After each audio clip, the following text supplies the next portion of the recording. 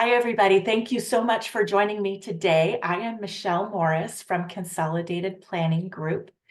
A couple of housekeeping items before we get started.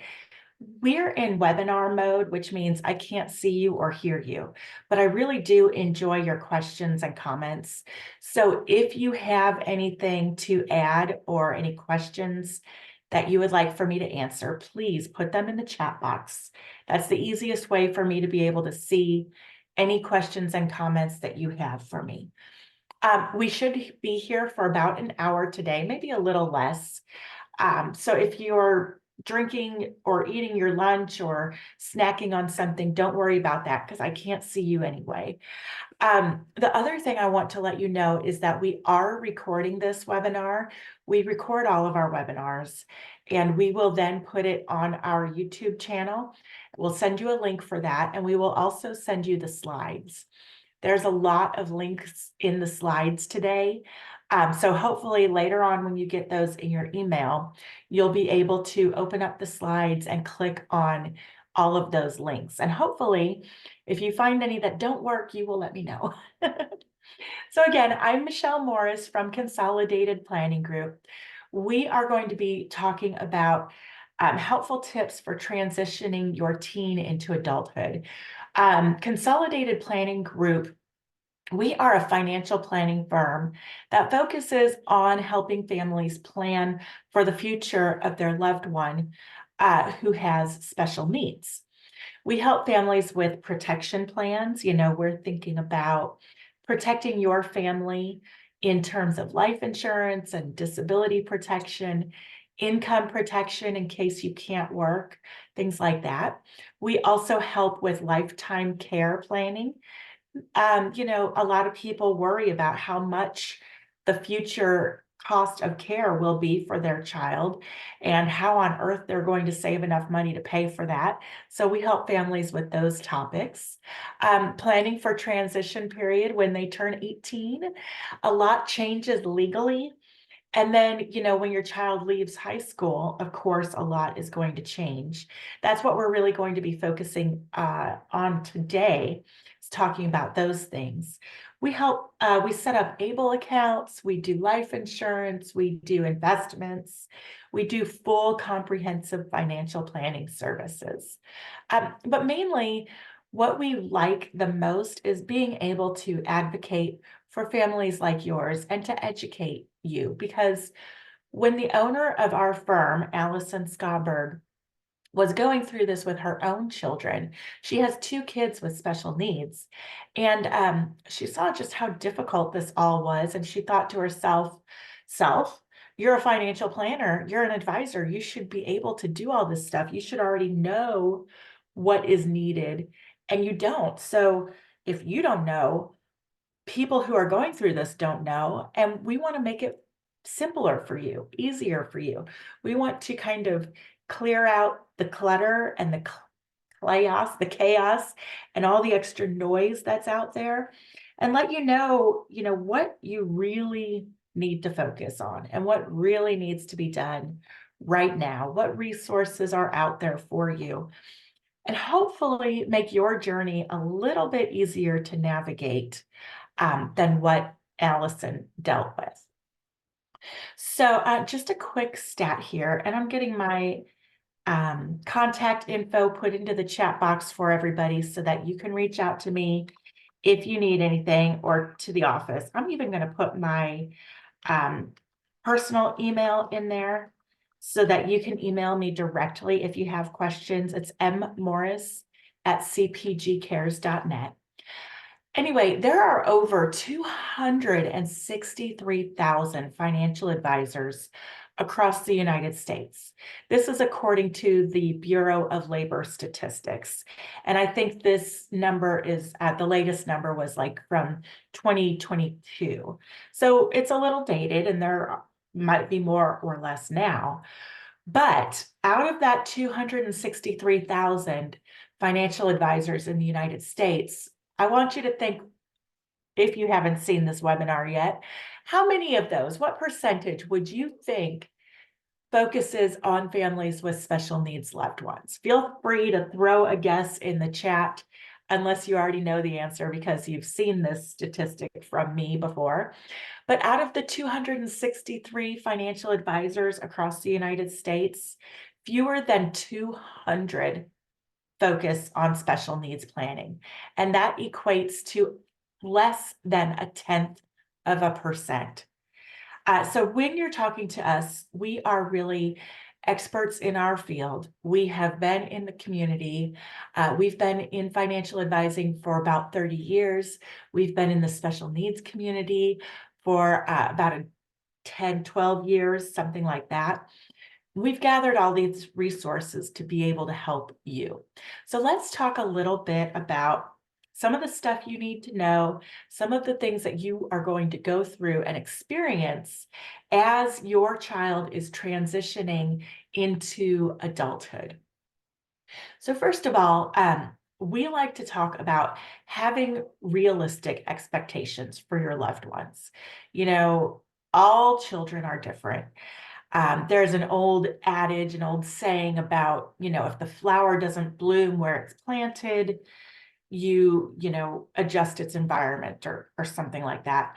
My favorite way to think about children and how they come up at different ages is thinking of popcorn, because that's my favorite snack and I love to snack. I like to make my popcorn on the stovetop like my grandpa taught me. And, you put the kernels in the pot, you put the oil in the pot, it's all on the same burner. And never are you going to have all of those kernels of popcorn just pop all at the same time. You're going to have some that are very early in the process. That's when my dogs come running into the room because they know they're going to get a snack too. And then you have some kernels of popcorn. Actually, most of the kernels of popcorn pop kind of in the middle, like a bell curve. And then there are some kernels of popcorn that pop at the very end, or they just don't pop at all, or they pop, just partially. And that's fine. We don't get mad at the kernels of popcorn. We don't judge them. It's just like our children. They all pop at their own rate, their own time, and it's not something to feel upset about. It's just, it is what it is. It's really important to understand your child's diagnosis. What are their challenges? What are their strengths? What capabilities does this diagnosis give them that other children might not have? What are their superpowers? Not all families have to go down the same traditional path, graduate from high school, and then your kid goes to a 4-year college. Maybe they go on to grad school or a doctorate program, and then they immediately get a job outside of college. Life just doesn't really work that way for many people. And, you don't ever want to just assume or judge your child if they're not going to go down that path. There are plenty of non-traditional ways to get things done. Maybe your child doesn't want to or isn't able to get their driver's license right when they turn 16. That's okay. It's no problem. Maybe they would rather go to a trade school or community college, to community college for a few years, get some of those core classes out of the way, and then decide what they want to do. Maybe community college is all they want to do. Maybe they're in a trade school. My son is at trade school right now, learning how to be an airline mechanic. He's going to have a fantastic job and make a whole bunch of money, and it's a 2-year program. And he actually enjoys it. He likes working with his hands. So this is going to be good for him. There's vocational rehabilitation programs through the Texas Workforce Commission. Those are really great, and we'll probably talk more about those a little bit later. But they do offer some great testing and training options for your loved ones. What if they take a reduced college course load? Maybe 1 or 2 classes at a time instead of a full load, just to see how they do and if they enjoy college and if it's a good fit for them. Maybe they live at home instead of living on campus. I spoke with a family just yesterday whose child was going to just a smaller campus that's only 8 minutes from home, but it's a great fit for them because she's still close to home, but she's getting her college courses and in a lower stress environment because she's not having all these major changes in her life. Don't compare yourselves to others, especially, all that stuff you see on social media. Um, your child is not their child. Their life is not your life. What the neighbors are doing does not matter to what you are doing. And plus, nobody really wants to post and talk about the hard times they go through. You're seeing the highlight reel of people's lives. So don't judge based on that. Just don't judge at all. Children will be children and they will get to where they're going when they are ready to pop like that kernel of popcorn. So when you're thinking about what might be a good fit for your child after high school, there are several options and several paths for you to consider. Most people do not want their child just to graduate from high school onto the couch to play video games. There are great schools and colleges. They have programs available to help students who might not be traditional learners. There are fantastic extracurricular activities out there that might be a good fit for your child. Maybe going to college or going down a career path isn't right for them right now.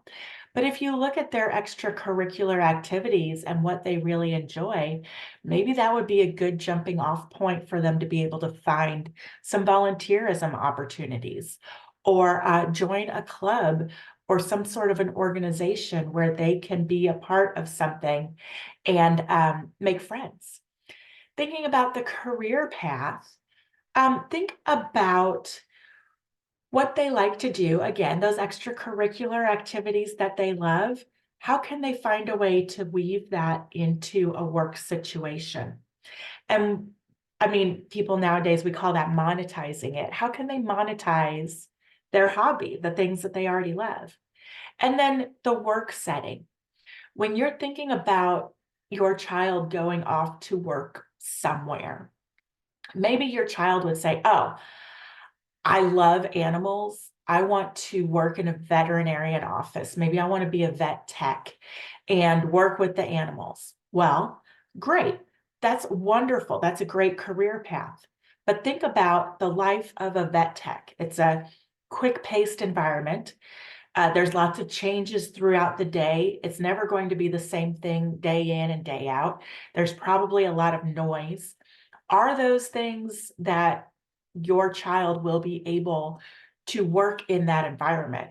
Or does your child need a quiet, slow environment where there's not a lot of changes, there's not a lot going on? Maybe your child says, oh, I want to work in an office at a desk or at a bank or something like that. Well, great. Your child wants to work in finance. I'm all for that, of course, because that's what I do. But if your child isn't able to sit at a computer all day long and have a quiet environment, maybe have meetings with people, maybe that won't be a good fit for them. So just keep that in mind as you're looking at different work options or even school or extracurricular options, is what is that setting going to be like? And is that going to be good for your child? Deborah, I do see your question in the comments, and we are getting to that. I don't know that we have a very updated guide, but we've got some information about alternative programs at different schools coming up for you. So let's talk about accommodations in high school, in college, at work. You might be used to having the schools reach out to you, the the special ed department is going to reach out and help you work on accommodations. You're going to have that IEP plan in place. Well, the IEP, the 504, those kinds of things do not transfer over to college. So when it's time for your child to go to college, you need to let them know and you need to talk to them early about what kinds of accommodations they will be able to give your student, and what that looks like. All schools have a department of disability, or an accommodations, or whatever they call it at their school. But those different departments are not created equal. Some of them might have one or two staff members, and that's their whole department for disabled students. Department for disabled students. Maybe they have a robust program and they're doing great things and they're really in the community and, leaders in that department. Maybe they're not.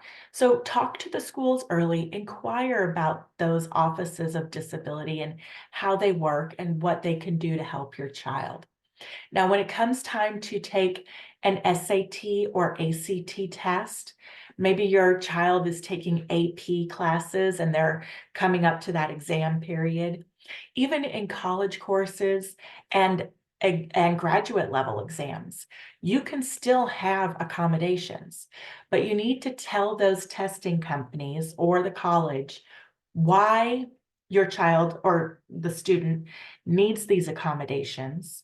You need to be able to probably show them some testing that is proof that you need accommodations. And you need to check out what their requirements are and be prepared for that. For example, SAT, I think, is through the College Board. There are praxis exams for teachers. There's all kinds of exams that your student might need to take. And if your student is going to a community college, did you know that they don't need the SAT and ACT exams? So that's another option if you're thinking that that might not be a good thing for your child to have to sit through and attempt an SAT. Community colleges typically don't require those. You will be asked by the school to sign a FERPA, FERPA. And that is what is going to allow them to talk to you as a parent. Because once your child turns 18, they're no longer a child unless you have full guardianship. And the schools, just like the doctor's offices, are not required to talk to you the same way that they were when your child was a minor. So in order to get the schools to be able to talk to you, you will need to sign a FERPA. And you can even put in there, it's a form easy to fill out. And they have different check boxes. Do you want to be told about attendance, about financial aid stuff, about registration, about grades? You can check the boxes of what you want to know about. You sign off on it, and I believe your student signs off on it as well. And think about having a healthcare power of attorney and a general power of attorney for any students who are going off to college or going off into the world. My son he just turned 23 a couple weeks ago, and he's out living in Chicago. He went to Chicago for school and then ended up dropping out, but stayed in Chicago. So I have a healthcare power of attorney and a power of attorney on him because he doesn't really have anybody else out there except for some extended family and friends. And, what would happen if something happens? What if he gets hit by the L train and, he's in the hospital? I have that healthcare power of attorney so that doctors know that they can talk to me as his mother, even though he's 23. When it comes to working, there are also accommodations that can be made in the workplace, and you can consult the Department of Labor or the Job Accommodation Network. Those links are down there for you. And again, later on when you receive these slides, you'll be able to just click on those links to go to those websites.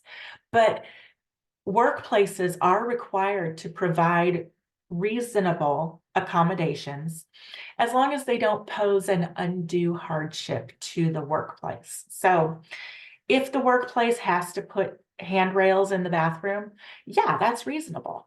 If they need to build a wheelchair ramp, that's reasonable. Now, if they need to move to an entirely different building, that would not really be feasible for companies. So those would be undue hardships.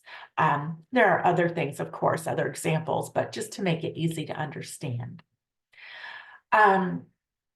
So here's the question, the answer to the question that Deborah asked. Do you have a program guide for alternative programs in colleges? Here you go. These are all different. These are not links. Sorry about that. But these are some of the programs that are available through different colleges throughout Texas.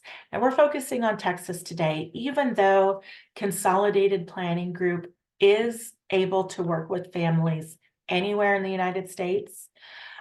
Today's webinar is really based mainly in Texas. So if you are in another state, we are happy to get together a list like this for you, no matter what state you're in. But here in Texas, there are things like the STEPS program at Austin Community College. HCC, the Houston Community College, has a vast academy.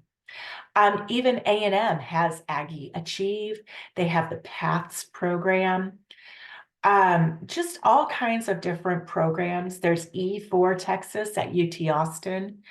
There's West Texas A&M has Where the Learning Continues. That's the name of their program. These are just some of the great programs that are available for students who might be considered non-traditional learners in college. So feel free to take a look at any of those that are near you or any of the schools that your student is looking at. And you can go through those later. All of these lists and the information that we give you, even this one, Bloom Consulting, we do not work for them and they do not work for us. But these are good programs that we have heard of through the community, through other families that we work with.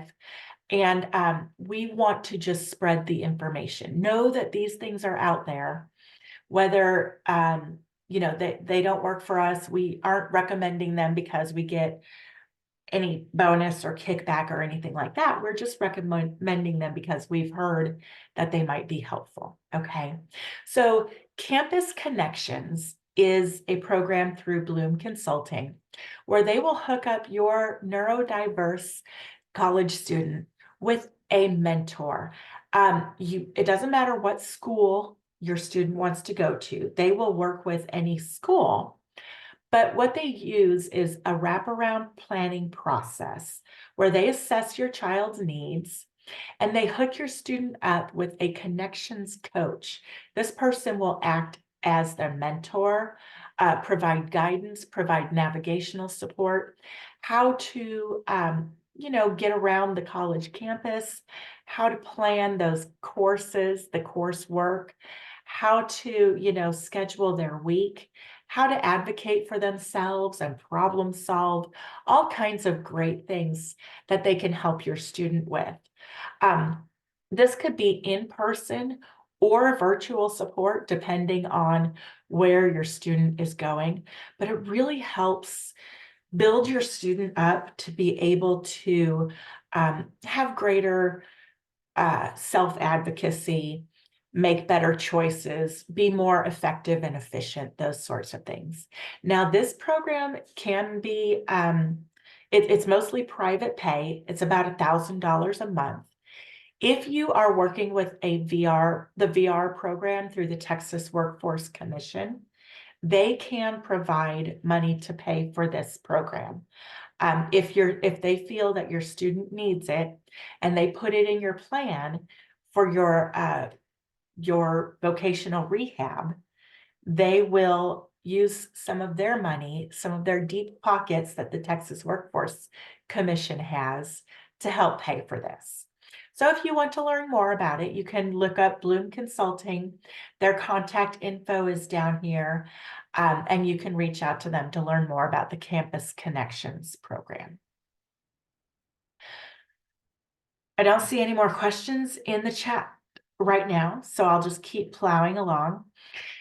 When you're thinking about special needs planning, there's a lot to consider. So First of all, understand the difference between a special needs focused planner versus a special needs focused attorney.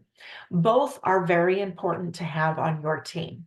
The attorney will help you with things like your will, your special needs trust, and guardianship. They can also do like a power of attorney, healthcare power of attorney, supported decision-making agreements, those sorts of things. Yeah, and we can refer you to attorneys that are, within the special needs community. Now, in terms of a special needs planner, we are the ones who will help you with applying for benefits, understanding what benefits are out there for you, looking at your Social Security and the Social Security programs that will eventually help your child.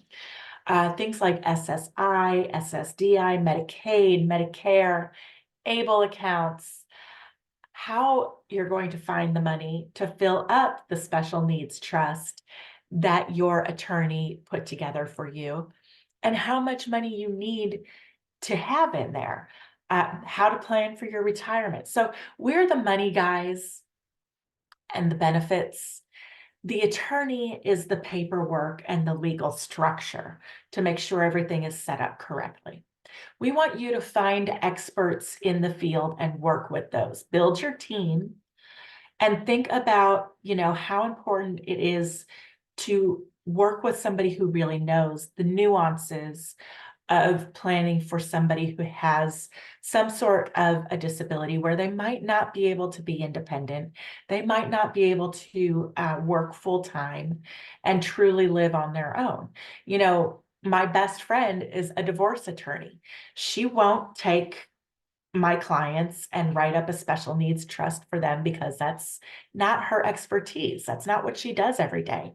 As much as I would love to help my best friend build her practice, she works solely in the area of family law where she helps with divorces. She does not work in the area that helps with special needs items. So find somebody who does that stuff, because even though it might be a little bit more expensive, it is way less expensive than causing your child to lose out on their benefits. Gather up your documents. Think about what planning you've already done, what you have in place already. This is in terms of the legal stuff, in terms of what you've already thought about, your hopes and dreams for the future. Have you already designated that somebody will be a guardian for your child when you're gone? Anything that you've already done, both legally and financially. What do you have set aside for savings accounts, retirement accounts? Do you have a 529 college savings plan? Do you have an ABLE account? What do you have in place already? We need to look at that, because just like with your GPS, not only does it need to know where you want to go, but it needs to know where you are to tell you how to get from point A to point B. It's the very same thing with planning. We need to know where you currently are to help map out directions to get you to where you want to be. A letter of intent is a great place to start, to think about what you see for the future for your child, and what somebody would need to know if you were gone tomorrow and somebody else had to step in and take your place. You probably know more about your child than anyone else on this planet. You have forgotten more than anybody else will ever know, as a matter of fact. So a letter of intent will help someone step into your shoes if that ever needs to be done. Now, before this current career, I was an English teacher. So the English teacher in me says, start on your laptop, put together a document starting with the facts of who your child is: name, date of birth, where they were born, what diagnoses they have, who their doctors are, what medications are they on, who are their siblings, what planning do you have in place? that will lead you eventually to start talking about other things in their life that is important to you and to them. And you might want to ask your family to participate in this exercise of writing your letter of intent. What things does somebody need to know about your child's routines? The spiritual guidance you want your child to have, traditions in your family that are important to you and your child. Um, Down to minor details that aren't so minor for you. What if I stepped in to take care of your child tomorrow and I thought I was doing a great job and I'm going to make spaghetti for dinner and we're going to have fun. And I set a platter of spaghetti down on your table and that happens to be your child's most hated food. If I would have known that going into it, I could have, avoided a possible situation. Or what if your child is in the throes of a meltdown and you know that all I need to do is grab this one toy that you keep stored on top of the refrigerator so they don't always have it. But I didn't know that. And your child is having this meltdown and I don't know how to control them or what to say or how to help. If you would have put that in your letter of intent, boom, problem solved. So that's what I want you to think of when you are writing your letter of intent. Maybe Sally needs help getting dressed. Maybe she doesn't need help getting dressed, but she needs to have her outfit picked out. Maybe she loves sparkles and pink, or maybe she just wants to wear black. Maybe she has, sensitivity to different kinds of materials. Whatever it is about your child, put it in that letter of intent. Then hit print. You don't want this letter of intent that is going to be so important for someone to use to be locked away behind passwords on your computer. Print the letter of intent, put it into a binder with any other information that you keep for your child, and have that where somebody will be able to get to it. Then, over the months and years, as your family and your child develop and grow and things change, you're going to go in and edit that letter of intent. Maybe take a look at it every 3 to 6 months, update, print, put it in that binder. And that way you'll know that the information is up to date and whoever needs it will be able to get their hands on that paper, on that letter of intent. Put in there, where other important things are and how to get to them. And things will go much smoother if the worst should happen. Think about your vision of the future and how you want things to look for yourself and for your loved one. Are you thinking about a residential community? Maybe you want your child to live with you as long as they possibly can, and then move in with a sibling. Is that okay with the sibling? We often suggest that you watch out for that situation because it could create um, some resentment kind of on both sides of that pairing. If uh, your special needs child has seen their sister as sister and friend, and they have this great, loving, friendly relationship. And then all of a sudden, sister is stepping into the role of caregiver and acting more like mom. Your individual might feel a little bit resentful towards their sister if all of a sudden she's in charge. And what about sister's perspective? She loves her sibling and she wants to help her family as much as possible. But now she's got her own family and her own career and relationships and hobbies or whatever she might have going on in her life. And now she sees her sibling as an obligation. And she didn't quite know how much she was biting off. It could create some tensions. So just be careful with that in terms of mapping out your expectations for the future. One thing that we always say is that the time to start planning is now. It doesn't matter, people sometimes ask, oh, my child was just diagnosed and he's only a year old. Do I need to really start thinking about this now? Yes, because the sooner that you get started, the more time you have to make a larger impact on things like your finances, your investments, um, life insurance. Life insurance is always cheaper when you are young and healthy, before you have a chance for your body to start falling apart like it does when you're like me in your late 40s. Now is the time. Of course, we're not going to, you know, punish you or make fun of you or put you down if you haven't started planning earlier. We're not really worried about looking at the past. We're worried about looking at what you have right now and how we're going to make things look better going forward. How much money do you need to fund your child's special needs trust to make sure that once you pass away, they will be taken care of for the rest of their lives? That's one goal, one benchmark that we look at for families. How do you maximize your Social Security benefits so that your child will get the most that they are able to get through Social Security? Many people think that with Social Security, if you just wait until you're 70 to turn on your benefits, that's the most um, benefit you can get from your Social Security retirement. But that's not always true. If you have a child who has a disability, there are other benefits you can draw from Social Security, like a child in care benefit.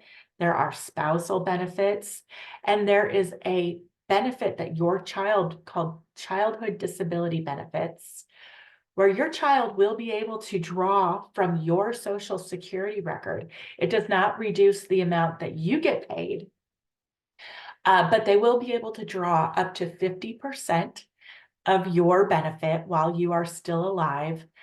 And then when you pass away, their amount will go up to 75% of your benefit, and they will get that benefit for the rest of their lives.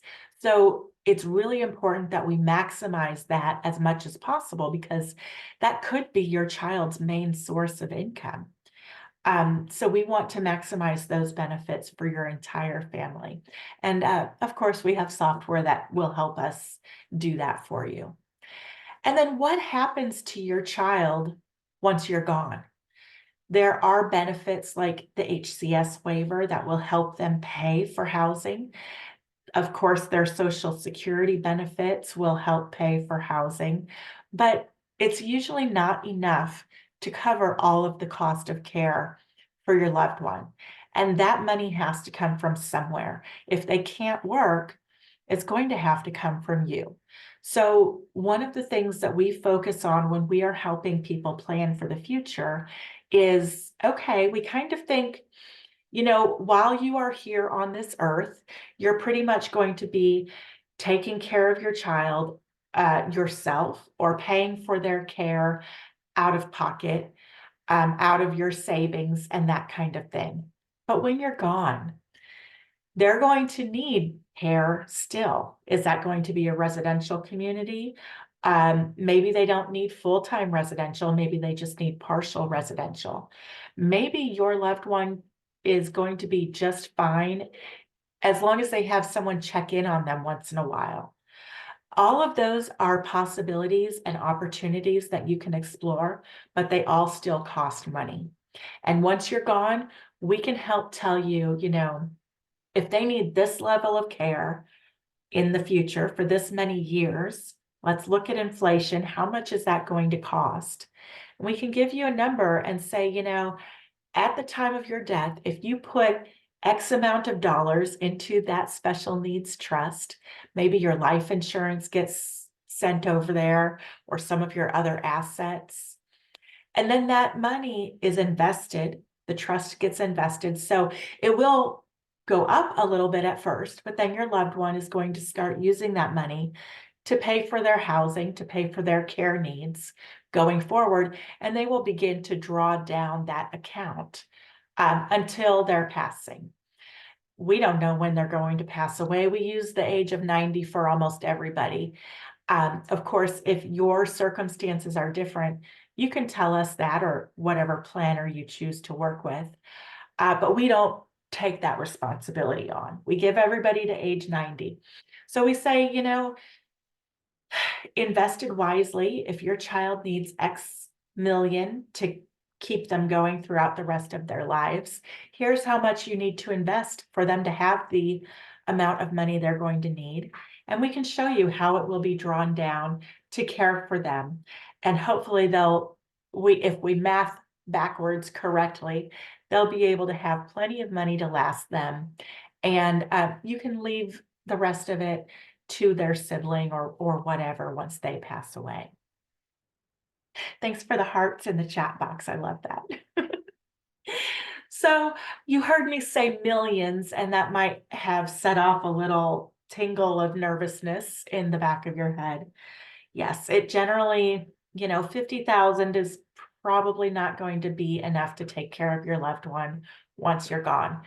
It also doesn't require 50 million. It's in between, usually between 1 to 5 million, depending on your specific needs, depending on the benefits that your child gets, their level of care needed, all of those things. So how on earth are you going to pay for your child's care when they're going to need somewhere between 1 and 5, maybe more, $1 million? First of all, make sure that they are eligible for the state and federally funded programs that they deserve. That is a huge source of income for your child, of funding for their needs. So don't mess that up. So state programs like the waiver programs, which here in Texas, we know have a crazy long waiting list. But once they do get that help, it will be helpful for funding their care. Federally funded programs like SSI and Medicaid, SSDI, which is also called Childhood Disability Benefits, which is where they draw from your record, and Medicare. Those kinds of things will be very beneficial in paying for your child's care. How to keep that eligibility? Well, you need to make sure that you're following the criteria for those programs. One of those criteria is that your child is not allowed to have more than $2,000. I know that's ridiculous. You can't do anything with $2,000, but your child is not allowed to have more than $2,000 in any bank account that has their name on it. You can save money for your child in a special needs trust. You can also save money for your child in an ABLE account. They can have both of those things, and those are not counted against them in terms of their state and federal benefits. So it is very important that you establish a special needs trust. Remember, I said an attorney has to set that up for you. And then your current life insurance and any other assets can pass to the special needs trust when you are gone. Your life insurance, as a matter of fact, it will pass tax-free to your heirs. So that's kind of cool. Now for the ABLE account, this is a 529A for ABLE. There's also that 529C for college. But if your child might not go to college, a 529C can only be used for college and education related expenses. If there's a possibility that your child might not go to college, an ABLE account might be better for them. So it's very similar to that college savings plan. You put money into your ABLE account. There are fees, of course. The money is invested, but the growth in the investment typically outpaces those fees. So you do earn income in those accounts, and that income is not taxed. The distributions are also not taxed as long as you use that account to pay for things that will help your child achieve a better life experience. That's what ABLE stands for, achieving a better life experience. So anybody who has a disability that started before they turned age 26, those people can have an ABLE account. You can put $18,000 into it for 2024, and you can put more in if your child is working, but you never ever want your ABLE account to go above $100,000. If it does, your SSI benefits could be cut off. So it's important that you have both the special needs trust and the ABLE account, because the special needs trust, you can put as much money in there as you want, but there are restrictions on what you should use it for. If you use your special needs trust to pay for food, shelter, rent, utilities, if you take cash from your special needs trust, then you will see a 1/3 reduction in your SSI benefits. You can do all those things after you don't rely on SSI anymore. But if your child is still receiving SSI, you should not use your special needs trust for those things. Now, on the flip side, and I know this might be clear as mud, but we'll help you walk through this when the time comes.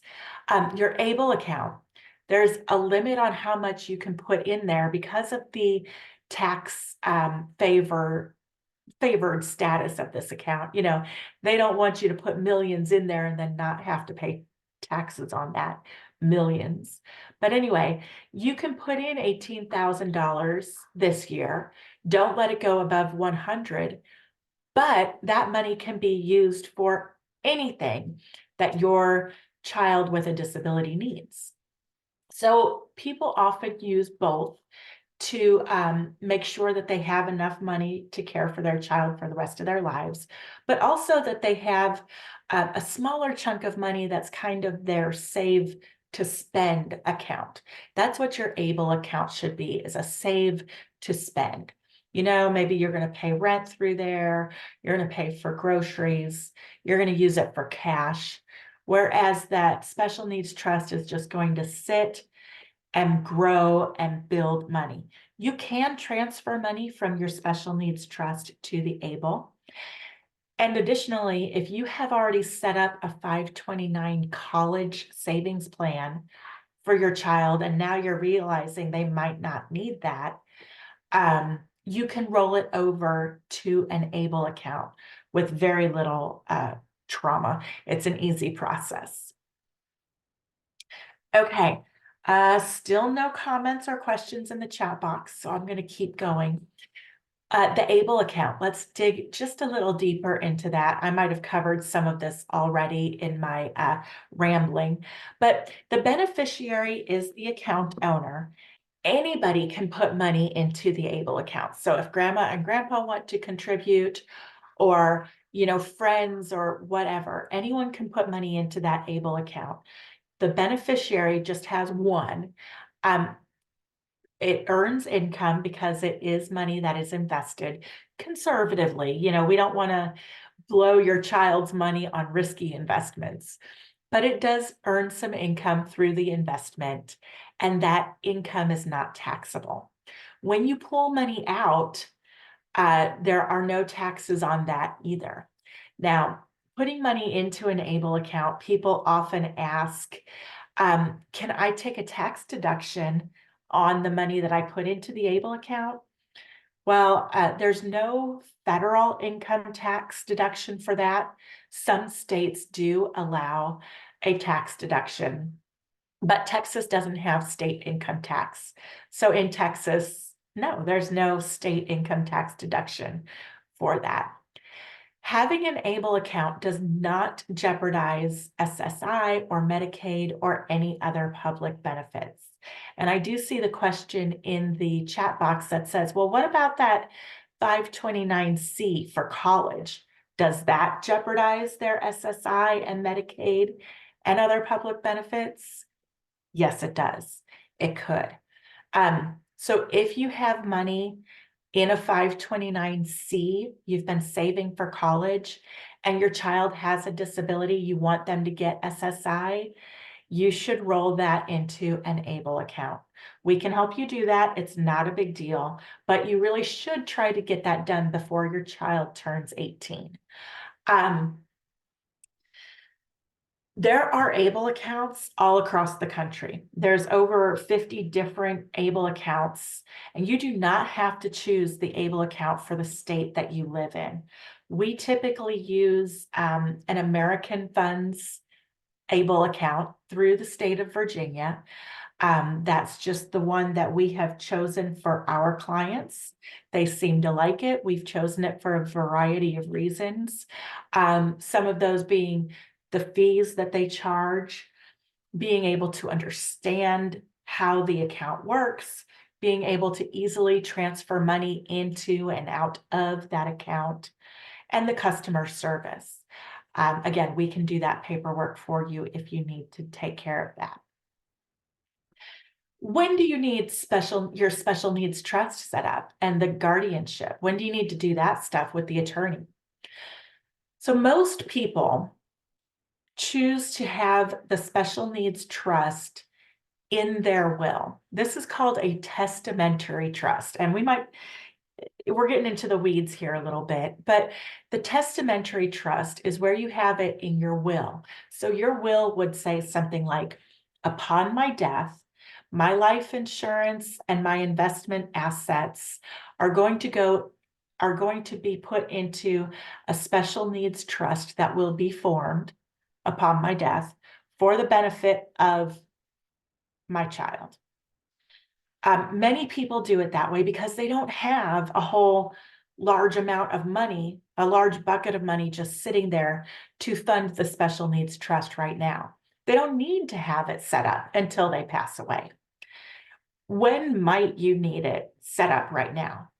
Okay, so if your child's grandparents maybe want to set aside a large amount of money for your child, and maybe they're going to pass away before you do, and they say they want to put money in a trust, well, that would be one reason to have that trust open and funded sooner than your death. Maybe your child gets a large settlement. Maybe there was some sort of an accident or a lawsuit. That would have to go into a trust. Now, that would be a little bit different. It would be a first party special needs trust. But still, those are some reasons why you might set up the trust now versus later, or just have it in your will. Guardianship. If guardianship is something that you want to consider for your family, again, you will need an attorney. There will be a court hearing. They will serve papers to your child. It's a big deal. There's an ad litem attorney, which is the attorney that is there for the child. Guardianship, that process can begin when you are within 6 months of your child turning 18 years old. And do make sure you use a qualified attorney. Okay, I see a question here in the chat box. Who specifically can help set up the ABLE account? Us, Consolidated Planning, can do that for you, Consolidated Planning Group. And any other investment group. Banks, if they have ABLE accounts, can help you set those up. This is a list of transition programs and residential programs, mostly in Texas, mostly in the Houston area. There are options, again, all across Texas and all across the United States, and we would be happy to look those up for you and help you find some great transition and residential programs in your area. These actually have links. The black underlined part is the name of the program and a link. If you click on it when you get these later, please let me know if any of these links don't work. I worked really hard on this to make sure that they're all correct. So if you find one that is incorrect or they don't have that website anymore, please let me know. This link will take you to our upcoming webinars. We do these multiple times a week, and you can register ahead of time for our webinars. That way, even if you can't make it, we will send you the recording for the webinars, and we will send you the slides, just like we're doing with this one. We talk about things like that future cost of care and how that can be paid for, how to keep your child's money in the right buckets so that it doesn't mess up their benefits. We talk about programs like the waiver lists, SSI and SSDI, ABLE accounts, how to set up your beneficiaries correctly so that your child doesn't have too much money. We talk a lot about what if your child works? How much money are they allowed to make before they lose their SSI benefits?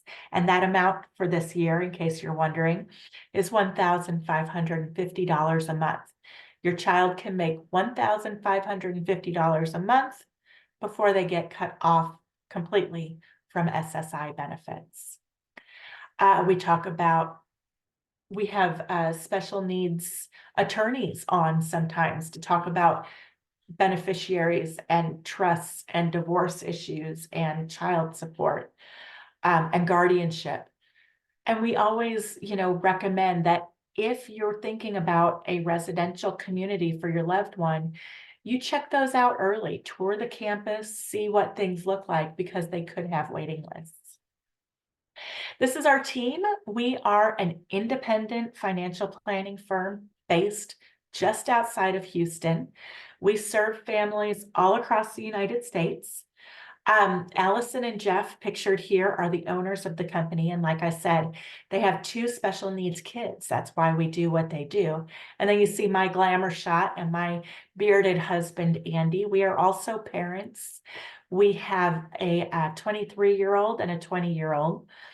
And, so we've been through a lot of this. I used to be a teacher working with special needs kiddos in the school setting. And then we have a fantastic group who helps with all the phone calls and paperwork and keeping us on track to make sure we are in the right place at the right time and getting everything done.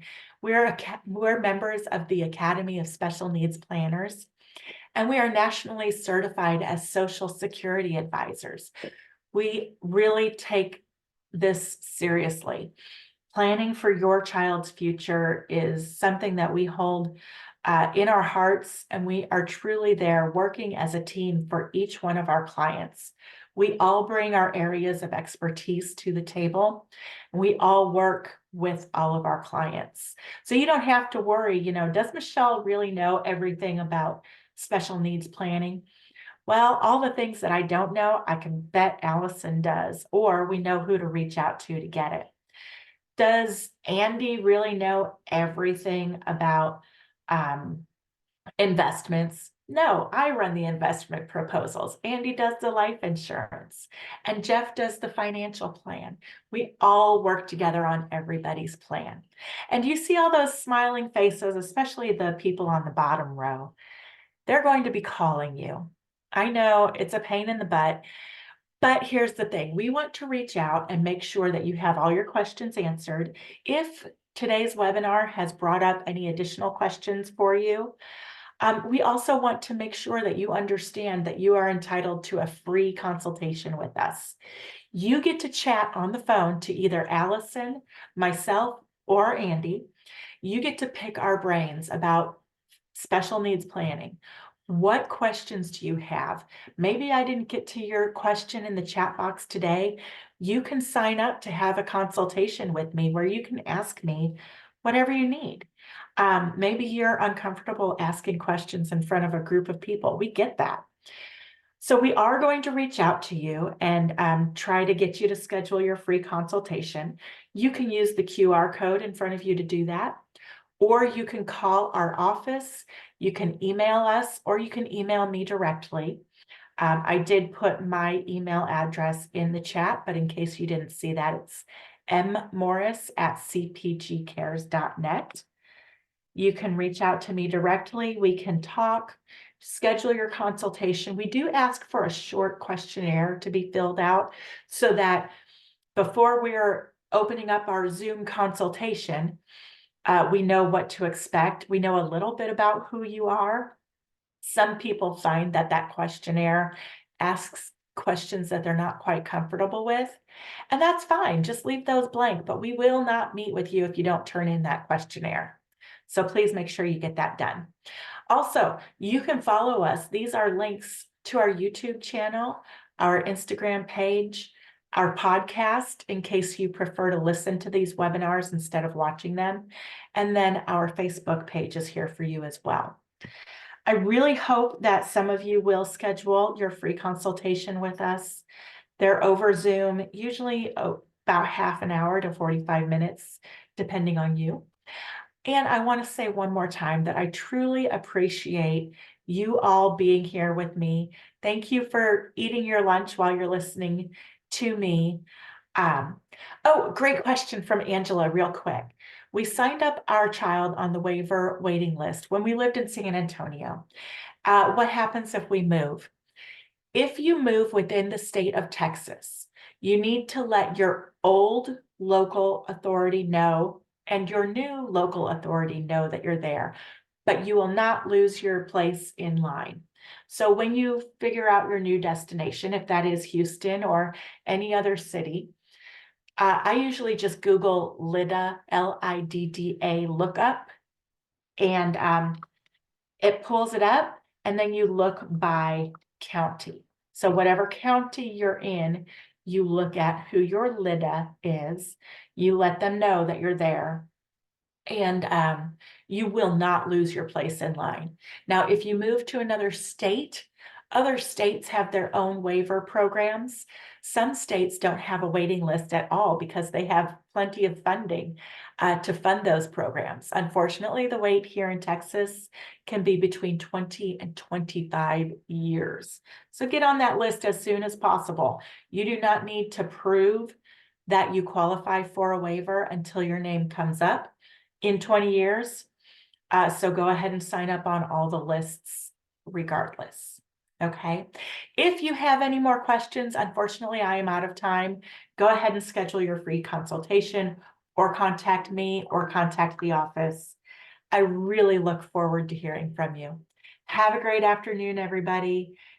Have a great week. Thank you. Thank you. And we'll see you soon.